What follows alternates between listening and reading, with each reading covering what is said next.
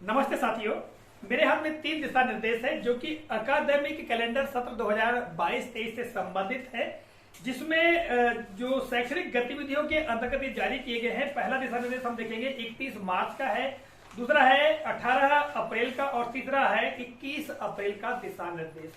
तो इनमें प्रयास अभ्यास पुस्तिकाओं पर कार्य किए जाने से संबंधित जानकारी दी गई है।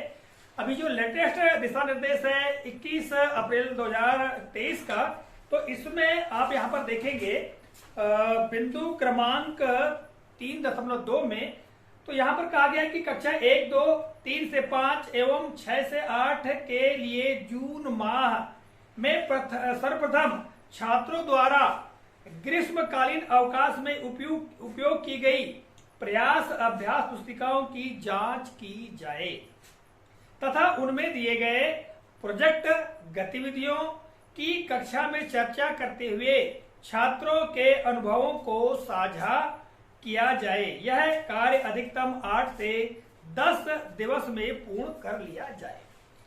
तो ये इस पत्र में कहा गया है और इन पत्रों में प्रयास अभ्यास पुस्तिकाओं पर कार्य करने से संबंधित जानकारी दी गई है। जैसा कि इसमें कहा गया है 17 से 30 अप्रैल 2023 तक प्रयास वर्कबुक पर अभ्यास कार्य सभी कक्षाओं के लिए कार्य, और फिर आगे कहा गया है कि ग्रीष्म अवकाश में निरंतर कार्य।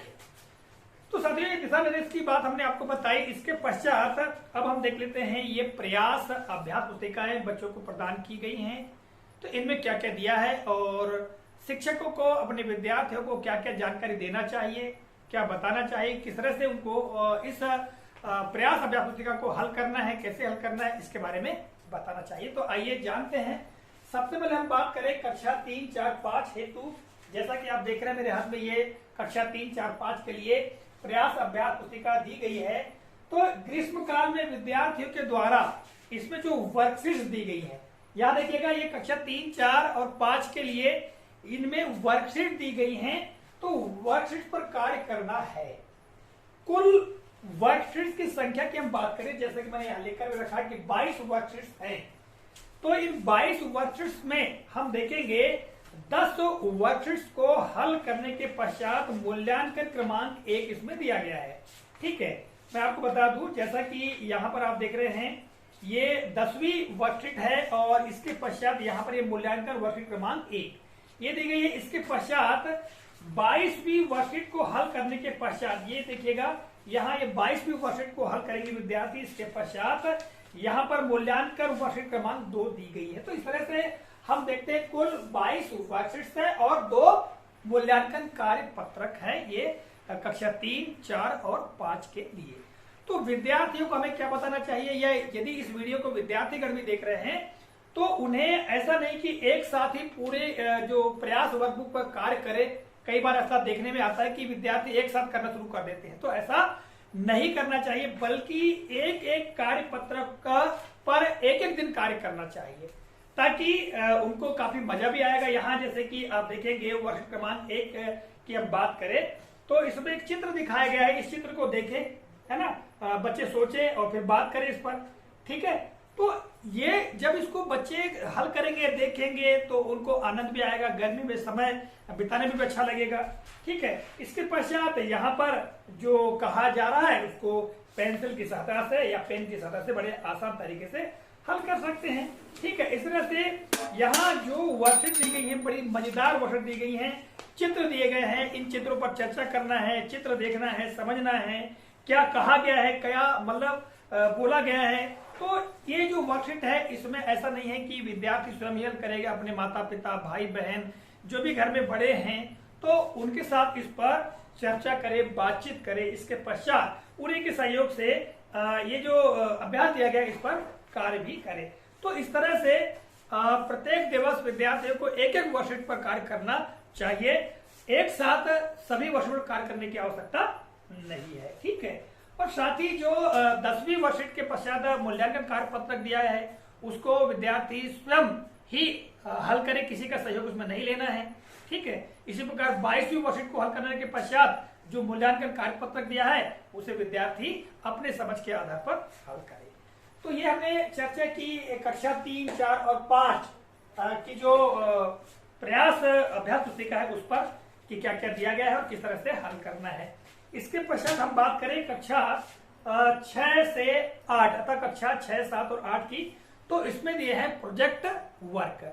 जैसा कि अभी आपको ज्ञात है, वार्षिक परीक्षा में विद्यार्थियों से प्रोजेक्ट वर्क हल कराए गए थे। दो प्रोजेक्ट वर्क हल करने को कहा गया था, ठीक है, जिसमें कि 40 नंबर रखे गए थे कक्षा 6 और 7 के लिए।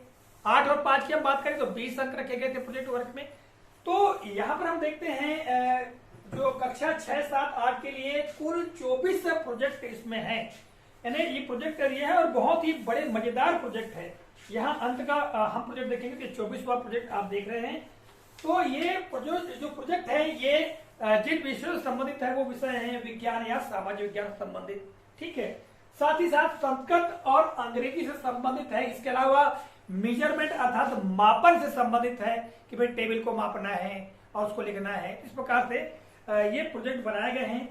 इसमें आप देखेंगे यदि प्रोजेक्ट को, प्रत्येक प्रोजेक्ट में बच्चों को अपने आसपास, अपने परिवेश से, अपने बड़े बुजुर्गों से, अपने माता पिता, भाई बहनों से पूछ करके या जानकारी हासिल करके उसको इसे कंप्लीट करना है, जैसा कि प्रोजेक्ट वर्क को पूरा किया जाता है।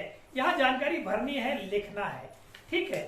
तो जैसा कि हमने अभी प्राथमिक शालाओं के जो वर्कशीट है उनको हल करने के बारे में बताया कि एक साथ नहीं करना है, प्रत्येक दिवस में एक एक प्रोजेक्ट पर कार्य करिए, एक प्रोजेक्ट पर 2 दिन कार्य करें, ठीक है। तो एक साथ नहीं करना है और ये बहुत ही मजेदार प्रोजेक्ट है। इसमें आपका समय भी बहुत अच्छे तरीके से व्यतीत होगा और आपको काफी ज्ञानवर्धक जानकारी भी मिलेगी, ठीक है। जैसे कि यहाँ देखिएगा प्रोजेक्ट कार्य 3 में यहाँ सौर मंडल के बारे में जानकारी दी गई है और यहाँ कुछ विवरण भी दिया गया है। चाहे तो इसको जो पाठ्य पुस्तक है उसमें भी देख सकते हैं, ये पाठ्य पुस्तकों से ही लिया गया है और भाई उससे संबंधित यहाँ प्रश्न दिए गए हैं। प्रोजेक्ट 4 में देखिएगा यहाँ पर पत्तों की सहायता से कुछ डिजाइन बनाई गई है ना, उससे संबंधित प्रोजेक्ट है। तो बहुत ही मजेदार प्रोजेक्ट दिए गए हैं। आगे हम देखेंगे तो अंग्रेजी से संबंधित प्रोजेक्ट है, अंग्रेजी भाषा ज्ञान से संबंधित, ठीक है। साथ ही यहाँ पर आगे देखेंगे तो अंतर्गत ज्ञान के लिए जो हमारे दैनिक जीवन में हम शब्दों का प्रयोग करते हैं उनको संस्कृत में क्या कहते हैं, उससे संबंधित जानकारी आपको हो पाएगी, ठीक है। या आपने जो कक्षा 6, 7, 8 में संस्कृत पाठ्य पुस्तक में जो कुछ पढ़ा है उससे संबंधित ही यहाँ पर पूरी जानकारी दी गई। जैसे कि 24वें प्रोजेक्ट में देखिएगा यहाँ पर संस्कृत का प्रोजेक्ट दिया गया है। स्वगृहे दैनिक उपयोगी वस्तुनाम गणनाम कृत्वा संस्कृत शब्देन लिखत। आपके घर में उपयोग होने वाली वस्तुओं की संख्या को संस्कृत शब्दों में लिखिए। जैसे व्यजनम यानी पंखा, उनकी संख्या कितनी है, तो यहाँ लिखा है त्रीणी, उदाहरण के लिए यानी 3 है। चस्का गिलास कितने हैं, उनकी संख्या लिखना है संस्कृत में ही। ये प्रोजेक्ट है और बहुत ही मजेदार प्रोजेक्ट है। इनको आपको हल करना है, इस ग्रीष्म काल में हल करना है और फिर जून माह में जब विद्यालय खुल जाएगा तो शिक्षकों के पास जमा करना है, शिक्षक से चर्चा करना है, आपके अनुभवों का मतलब शेयर करना है, अनुभव को शिक्षकों से, अन्य बच्चों से कि आपने किस तरह से इसको हल किया। तो ये जो प्रोजेक्ट है फिर आगामी समय पर यानी अगले वर्ष जब वार्षिक परीक्षा आपकी होगी तो प्रोजेक्ट किस तरह से हल करना है इसके बारे में जानकारी होगी। तो ये विद्यार्थियों के लिए था और शिक्षक साथियों से निवेदन है कि वे भी इस तरह से जानकारी अपने बच्चों तक पहुंचाए ताकि बच्चे इसको अच्छी तरह से हल करें। तो आज के इस वीडियो में यह महत्वपूर्ण जानकारी हमने आप तक प्रेषित की है। आशा करते हैं जानकारी उपयोगी लगी होगी। मिलेंगे अगले कार्यक्रम में, तब तक के लिए जय हिंद।